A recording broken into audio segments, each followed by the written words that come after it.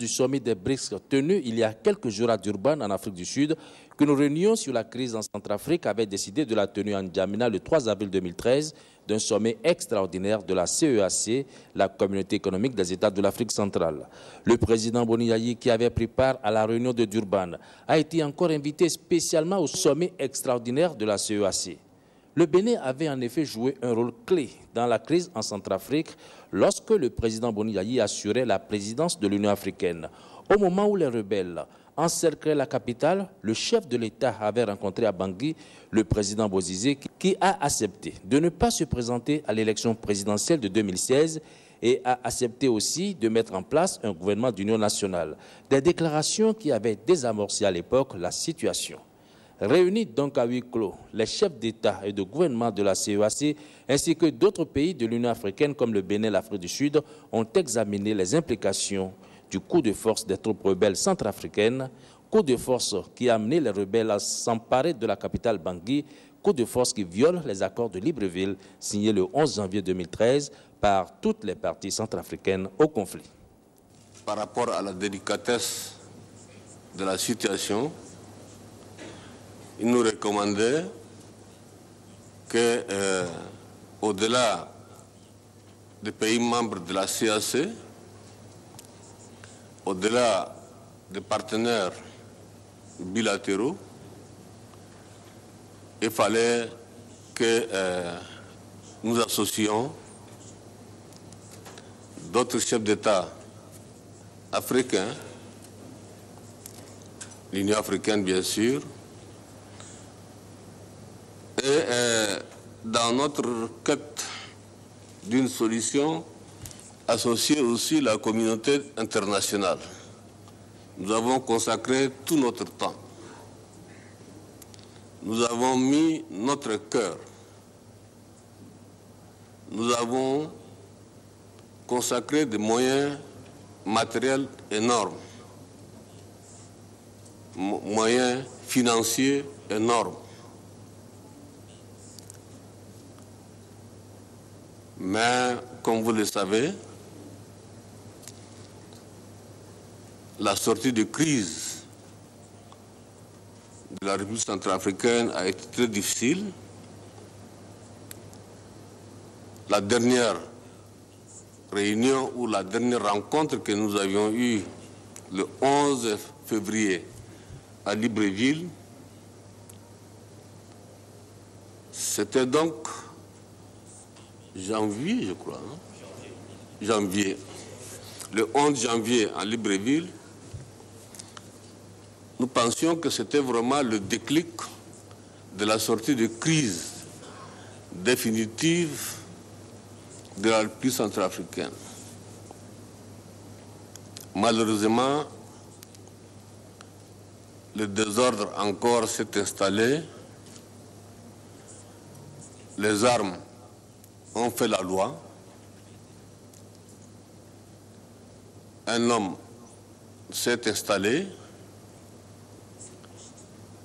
s'est autoproclamé président, a dissous l'Assemblée nationale, a suspendu la Constitution. Et la même personne disait qu'il était donc en accord avec, il agit dans le cadre des accords de Libreville le 11 janvier 2013. Cette mise devant un fait accompli, personne n'a accepté. La CAC, l'Union africaine, les Nations unies, l'Union européenne, l'OIF, les États-Unis, la France,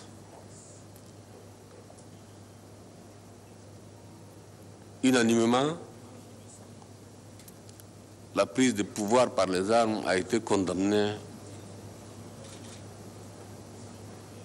et qu'il n'est plus question pour nous tous de nous mettre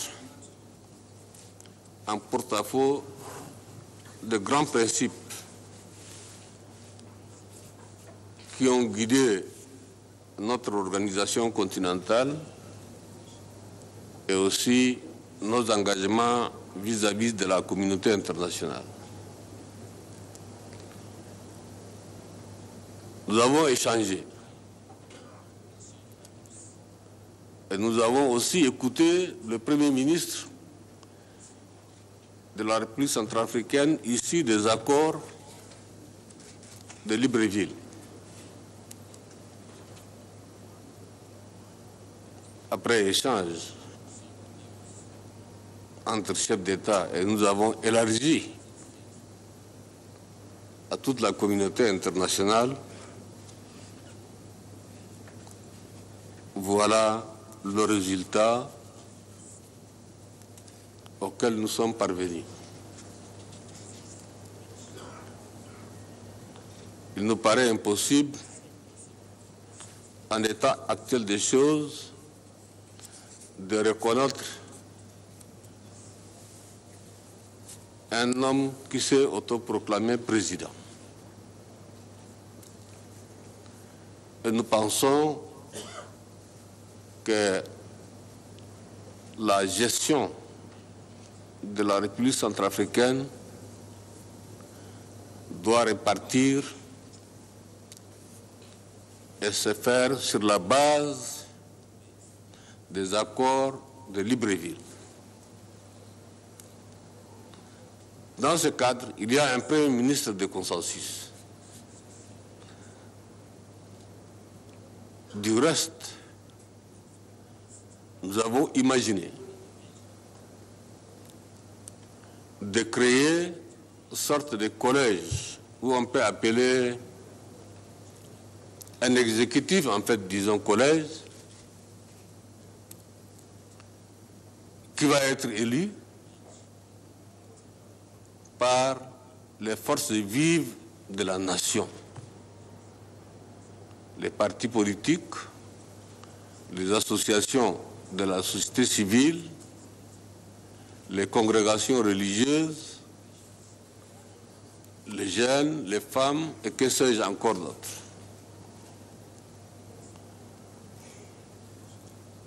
Ce collège qui va être à la tête de la transition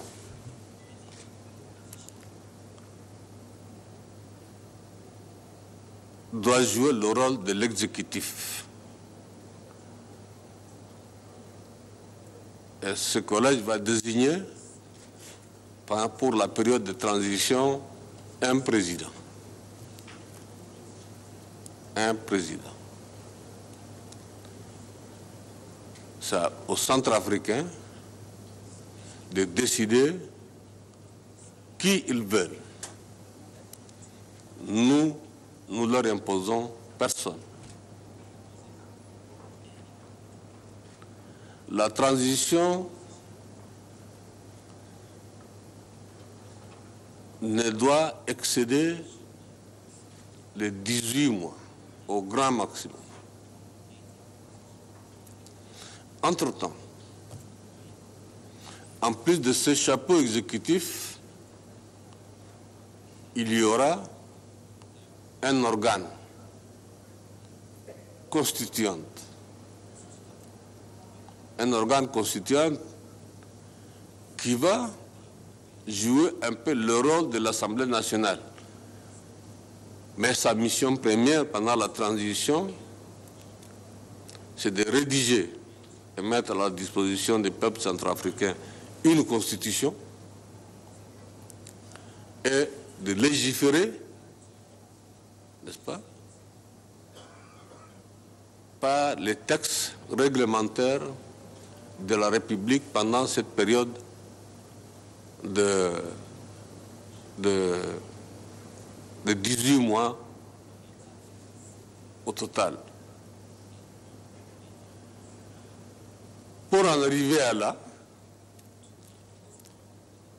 nous avons donc décidé, les ministres des Affaires étrangères, nos ministres, des pays ici présents, CAC ou autres, les partenaires, le représentant des Nations Unies, l'Union africaine, l'Union européenne, l'OIF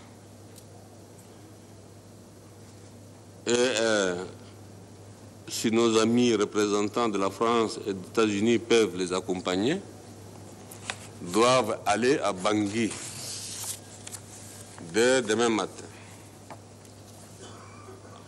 Porter ce message assorti évidemment comme élément fondamental de ce sommet extraordinaire au Centrafricain.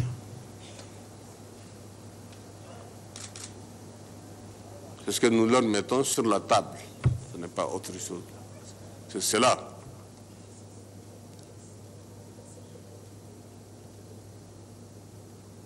Nous espérons qu'ils vont revenir avec un consensus qui va se dégager dans la consultation qu'ils feront au niveau de toute la force vive de la nation et les acteurs concernés, une politique, association de la société civile, autres. Au vu donc des résultats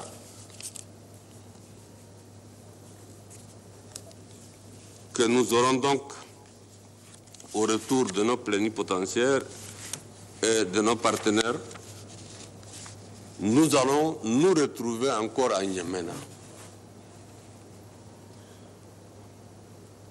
pour examiner et prendre la décision politique conforme à notre point de vue, qui respecte les principes, mais qui sauve le peuple centrafricain et qui met fin au désordre dans ces pays-là. Le président François Bozizé, qui est encore au Cameroun, n'a pas exclu l'éventualité de s'exiler au Bénin. La communauté économique des États de l'Afrique centrale a estimé que le Bénin pourrait l'accueillir et assurer sa sécurité et celle de sa famille. Le président Jacob Zuma a informé le sommet de l'intention de l'Afrique du Sud de retirer ses troupes de la République centrafricaine, des troupes qui avaient été dépêchées à Bangui en vertu d'un accord de défense signé entre l'Afrique du Sud et la RCA sous le président Bozizé. Malgré les pertes enregistrées dans les rangs du contingent sud-africain lors de la prise de Bangui par les rebelles du mouvement Seleka, le président Zuma a assuré le sommet de la disponibilité de l'Afrique du Sud à toujours appuyer la CEAC, l'Union africaine ou la communauté internationale pour la résolution de la crise centrafricaine.